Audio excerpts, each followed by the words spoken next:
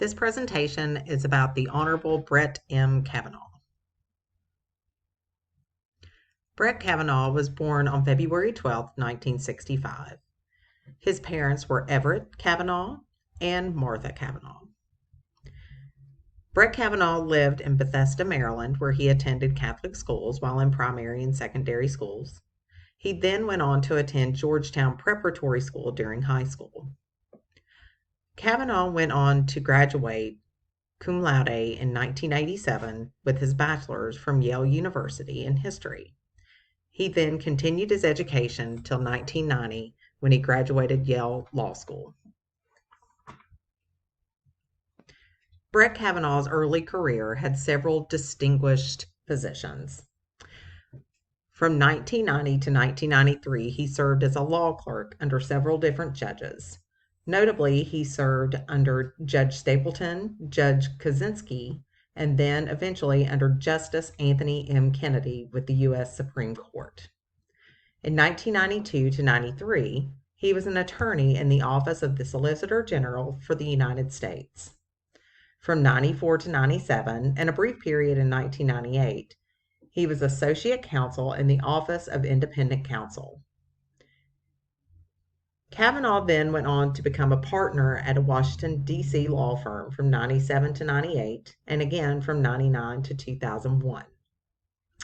From 2001 to 2003, he was Associate Counsel and then Senior Associate Counsel to President George W. Bush.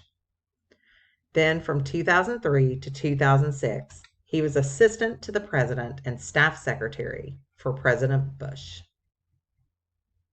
He was then appointed Judge of the United States Court of Appeals for the District of Columbia Circuit in 2006. On July 9, 2018, Brett Kavanaugh was nominated by President Donald Trump to succeed Justice Anthony Kennedy, who was retiring in 2018, for a seat on the U.S. Supreme Court. Brett Kavanaugh, during his nomination speech, stated that he would uphold the Constitution of the United States if he were to be selected as the next Associate Justice.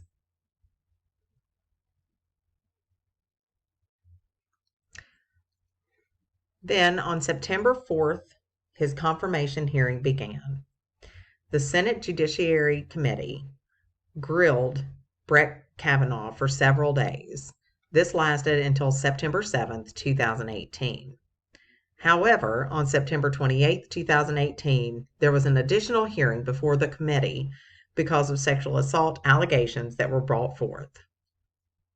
On October 4th, 2018, the FBI stated that they concluded their investigation into the sexual assault allegations, and the Senate then rested and went back in to discuss and to vote on whether to confirm Kavanaugh. On October 6th, just 2 days later, the Senate voted 50 to 48 to confirm Kavanaugh's appointment to the Supreme Court as an associate judge.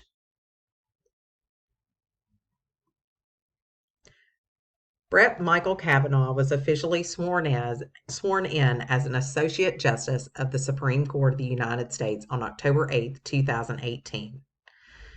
Kavanaugh was sworn in by Anthony Kennedy, the same justice that he was replacing in the United States Supreme Court. Brett married his wife, Ashley Estes, in 2004. The couple actually met while they were both working at the White House under George W. Bush's presidential term. Their first date was on September 10th, 2001, just one day before 9/11 occurred. During that time, when Ashley was working in the White House, she was working as the personal secretary to the president. Ashley now serves as the town manager for Chevy Chase, Maryland, where they reside. Brett and Ashley have 2 daughters by the name of Margaret and Liza. There wasn't a whole lot to find about them, which was good, but it appears as though the older daughter does like to play basketball, and Brett was her coach, at least the time before he took over as an Associate Justice. Brett's mother is Martha Kavanaugh. She was a school teacher at one point, and then she eventually went to school, got her law degree, became a prosecutor, and then eventually a judge.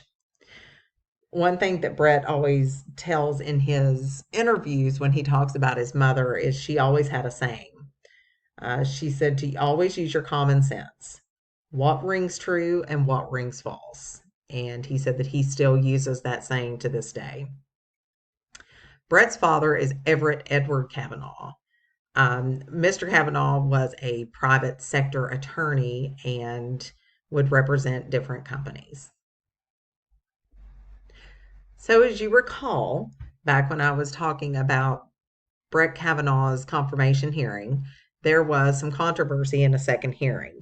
So, now we will get into that and what that was all about. So, the controversy mostly surrounded this lady that you see here. Her name is Christine Blasey Ford. Her and Brett Kavanaugh attended high school together, and she claims that in 1982, while they did attend high school together, that Brett Kavanaugh sexually assaulted her. The way this came about was Christine had sent a letter to Senator Feinstein on July 30th, 2018, detailing her allegations of sexual assault. Then on September 16th of 2018, she was interviewed by the Washington Post. On September 26, 2018, two more accusers came forward to state that Kavanaugh had sexually assaulted them also. On September 27th, Ford and Kavanaugh both testified before the Senate Judiciary Committee.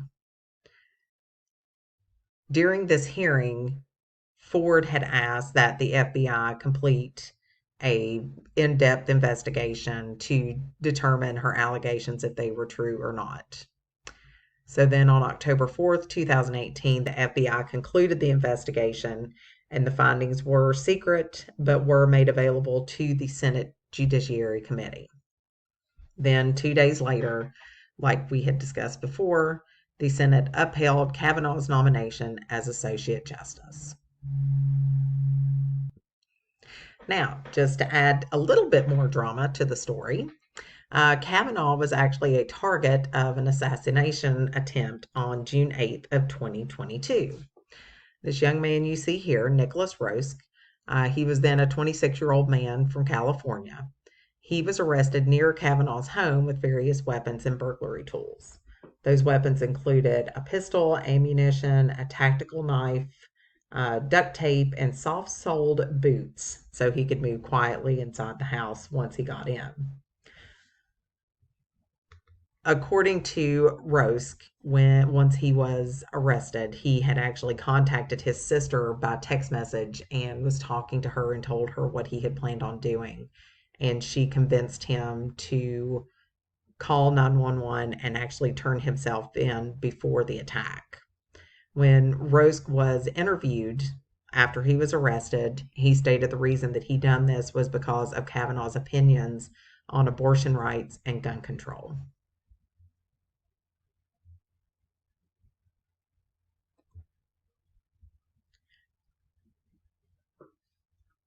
Kavanaugh's judicial philosophy is not hard to find and to understand. During his nomination speech, he actually stated, "A judge must be independent and must interpret the law, not make the law. A judge must interpret statutes as written, and a judge must interpret the Constitution as written, informed by history and tradition of precedent." He is definitely an originalism, and he actually likes to compare himself to Justice Scalia. One thing that Kavanaugh is found saying several times is the Constitution allows for a separation of powers that protects our civil liberties.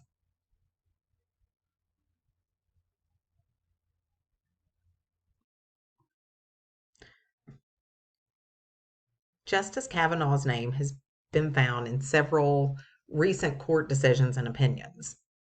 The first one that I found was FDA v. Alliance for Hippocratic Medicine.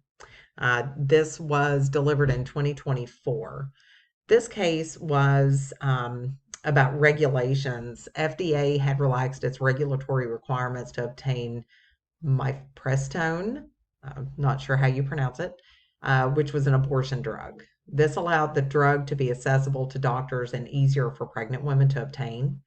Pro life doctors, which was the Alliance for Hippocratic Medicine, sued the FDA and said that they were in violation of the Administrative Procedure Act.